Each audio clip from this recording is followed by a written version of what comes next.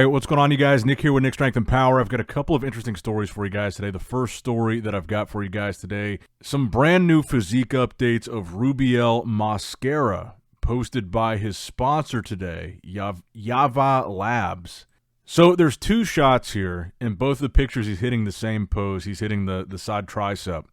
And it seems like the initial online reaction to these updates was actually pretty positive. It seemed like a lot of people felt like he was showing some pretty good condition here, which obviously is what a lot of us want to see from him. You can see a pretty good amount of separation in his legs from the side, some vascularity in his arm, some vascularity in the legs as well.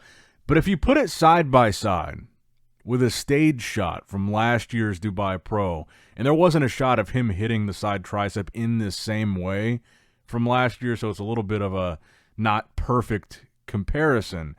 But if you take into consideration the fact that in Rubiel's update on Instagram, he's under ideal lighting, took the picture himself, probably got the perfect angle for this. And when you really put them side by side, I really don't see that much more detail on his physique than what we saw from him on stage. To me, maybe there's more vascularity in the arms. Maybe he's a little bit drier through the upper body. Maybe you can see a little bit more definition in the oblique serratus area of his abs.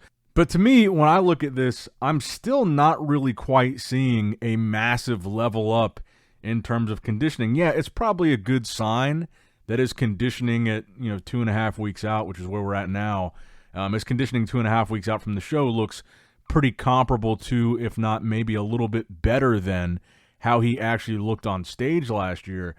But I'm still not seeing next level detail from Rubiel. And I would actually say, like, the side shots, like this shot here, I would say these are his strongest poses. He's very strong from the side, because in those side shots, that's where you can really see his thickness and his size. And in those side shots, his structure, which is kind of poor, like the way that his taper is weird, his legs are a little bit disproportionately large, and that comes across more from the front and the back than it does in the sides. You can't really see those structural flaws and the lack of flow. So I would say the side shots are his best shots. And if you go back and watch that video that we got, I guess it was last week already, the full posing video of Rubiel, I think he's very, very weak from the back. And that's something that, based on the posing video, didn't look considerably improved to me. Like I said, I think very strong from the sides. If he comes in better condition than last year, I think he will be dangerous in the side shots in particular. But when it comes to the back shots, I think he's going to lose those almost every time. He might be able to close the distance a little bit, like even if he were able to beat, let's say, between him and Behrooz. I think Behrooz is the favorite to win this show. But between him and Behrooz, let's just be generous and give Rubiel both side shots right off the bat. I think that Behrooz has a really impressive most muscular that's going to be very hard to beat. Even with the size that Neckzilla carries, I think that Behrooz has one of the best most musculars in the game. The detail, the striations in his chest, Behrooz is very difficult to beat in that pose. I don't think he's going to be able to beat Behrooz in the back poses, so let's give Behrooz the 2 back poses and the most muscular. That would put it 3-2. Now, I talked about his structure earlier. I don't think he has the prettiest structure. I would give Behrooz the front double bicep, because that's something that really shows off that flow, that shape. And I think that Behrooz beats him there. And I think he also beats him in the front lat spread. So now it's 5-2. Now, if he's in good shape and he has really good detail in his quads, I could see them giving him the abs and thighs. So then it would be 3-5. And I think that would be a very generous analysis towards Neckzilla for the Dubai show. 3-5 against Behrooz. I'm very reluctant to give into the Neckzilla hype this time around. I feel like he really has to deliver a next level condition, a much better version of his physique for us to start, getting back in that Neckzilla hype conversation. I think he needs to start proving it now. And right now, I'm still not convinced. I mean, the updates today, they do look more impressive than the posing video. But again, I think part of that is the lighting, the angle, and it's probably one of, if not maybe, his strongest pose. So I think naturally it's going to look more impressive. But let me know what you guys think in the comments down below about the latest updates from Neckzilla today. I still don't think he will win this Dubai show. Maybe he'll improve his placing from last year. That's a different conversation. He was 4th. I could see him moving up, but I don't see him beating Behrooz. Now, speaking of Behrooz, this has been a really hot-button topic. I'm sure most of you have heard by now about the travel ban that Donald Trump implemented yesterday, which included 12 countries. The big one that applies to bodybuilding is Iran, which specifically applies to this Dubai pro because Behrooz Tabani is from Iran. It also specifically applies to the Olympia, and this is really the big one. Hadi Chupin is also from Iran, and you know that Hadi has struggled with his visa in the past, but not nearly as much as Behrooz has, whereas with Hadi, it was more of an issue of the time frame. It was like a tedious thing for him to get, but he always ended up getting it. Behrooz has thus far been unsuccessful in even getting one. And I think it was an intentionally tedious and slow and difficult process as it is before this travel ban. And I think that people saw this, there was an exceptions tab on this announcement, and that exception had athletes as one of the exceptions participating in a large, world-class sporting event. But I wouldn't be holding on to too much hope with that exception. As much as I've been saying for years now, I think Behrooz belongs on that stage and deserves to be there. And of course, Hadi Chupin as well. I want them there. But the bottom line is, this will 100% make it more difficult for someone from Iran to come over here and compete in a bodybuilding competition. And as you can see, it's already been difficult enough for Behrooz. And this is adding a further layer to that. And I've heard, I don't know if this is 100% true, but what I've heard is the difference between Hadi Chupin and Behrooz was Behrouz's military service in Iran puts him in a different category when it comes to traveling as an Iranian national to the U.S. than would be Hadi Chupin. And it wasn't just the fact that he served in the military. I believe it was some specific thing that he did while in the military. And again, I don't know the specifics of that. I don't know that to be 100% true, but that's what I've heard is the difference between Hadi and Behrooz.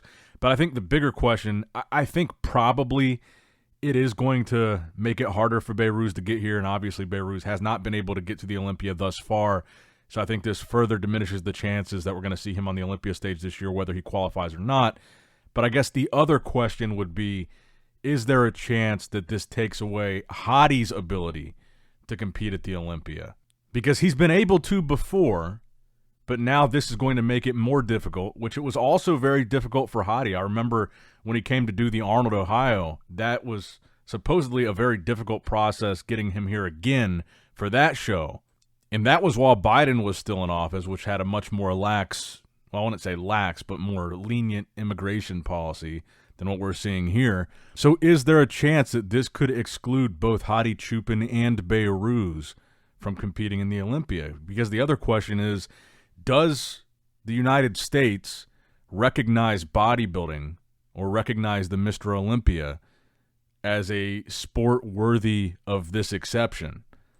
Because, of course, in the past, when Behrooz was applying to come over here to the Olympia, they were putting on the application that that's what he was coming for, was for this massive sporting event, and thus far, it has not worked.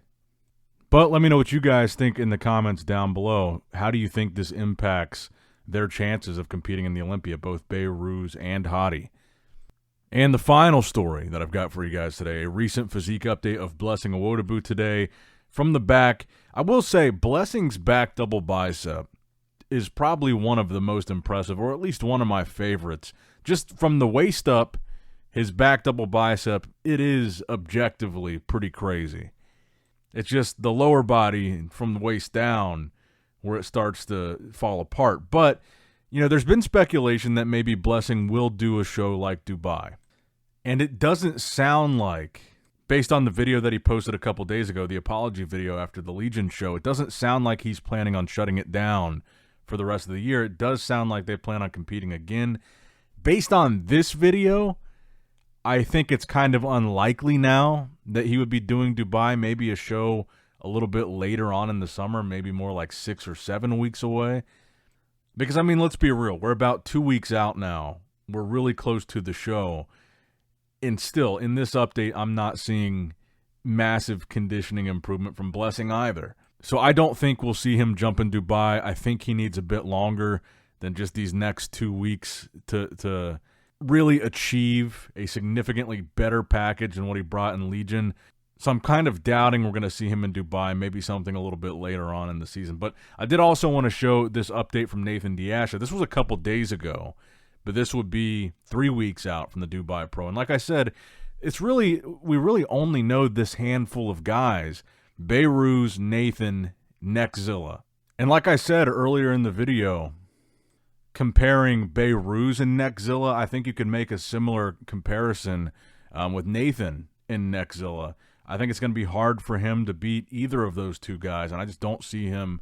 Winning this Dubai show yet. I think we really need to see a totally different level of conditioning from him for it to be something that we're talking about him at the Olympia. We're talking about him winning shows, talking about him beating bigger name guys. It's just going to take more than what we're seeing from him here, I believe. But that's going to wrap it up for the video today, guys. I hope you did, in fact, enjoy it. Make sure you like the video, subscribe to the channel, click that bell notification icon if you have not already. And as always, I love you guys, appreciate you guys. Nick Strength and Power signing out. All right, guys, don't forget to click that like button and subscribe to this channel if you enjoy the content. Also, check out my Instagram at Nick Strength Power, my Facebook page, which is simply Nick Strength and Power, my secondary YouTube channel, Nick Strength and Vlogs, for vlogs and bonus content that you will not see on this channel. And consider subscribing to my third YouTube channel, Nick Strength and Pokemon, which is all things Pokemon and trading card games, completely unrelated to this channel. So if you're into that, give that one a look. And all links to merchandise and social media will be in the description box below. If you guys want a Nick Strength and Power t-shirt, that will be in the Shopify link below. Have a great day.